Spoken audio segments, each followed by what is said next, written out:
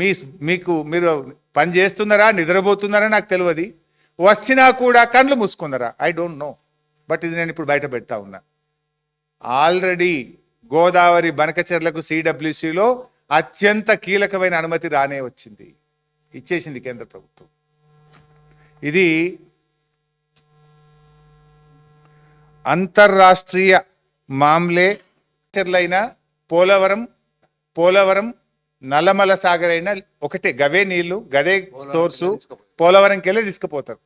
ఇక్కడ ఏమైంది, నీటి లభ్యత ఉన్నది, నీళ్లు తీసుకుపోవచ్చు అని క్లియరెన్స్ ఇచ్చేసారు. అసలు ఎంత ఘోరము. ఏం చేస్తున్నారు మీరు, నిద్రపోతున్నారా? ఉత్తమ్ కుమార్ రెడ్డి పొద్దుగాలేస్తే మమ్మల్ని తిట్టుడేనా? రేవంత్ రెడ్డి ఎప్పుడు లాగుల తొండలు జరుగుతా లేకపోతే ఏందో అంటాడు కదా, ఇంకా మెడల పేగులు వేసుకుంటా గోటీలాడుతా, ఈ చిల్లర మాటలేనా? నువ్వేమన్నా రాష్ట్ర ముఖ్యమంత్రిగా రాష్ట్ర ప్రయోజనాలు ఏమైనా కాపాడేది ఉన్నదా లేదా? అసలు నువ్వు ఆ కుర్చీలో కూర్చున్నది ఆంధ్రాకు వత్తాసు పలకడానికా, బాబు గారికి గురుదక్షిణ చెల్లించడానికా, తెలంగాణ నీళ్లు ఆంధ్రాకు దోచిపెట్టడానికా? ఆంధ్ర అల్లుడున్నంత మాత్రాన ఆంధ్రాకు నీళ్ళు ఇస్తారు ఎవడన్నా? నీకు అల్లుడు ఆంధ్రనేమో కానీ నువ్వు ముఖ్యమంత్రివి రాష్ట్రానికి కదా. ఇందులో అదే డాక్యుమెంటు పేజ్ 2 హైలైట్ చేసి చూపిస్తున్నా మీకు నేను. ఇది మీ అందరికి కూడా షేర్ చేస్తా ఈ document.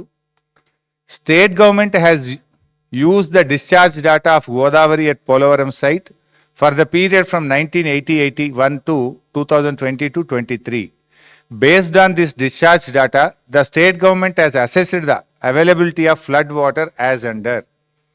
In excess of 1 lakh cusecs of flood flow, and after deducting the demands of ongoing Chintalapudi, Uttarandhra Sujala Sravanti lift irrigation schemes from Polavaram spillway during the period from July to October, ఎన్ని టీఎంసీల నీళ్ళు ఉంటాయంటే 790 టీఎంసీలు ఉంటాయని లెక్క తెలిసిండ్రు.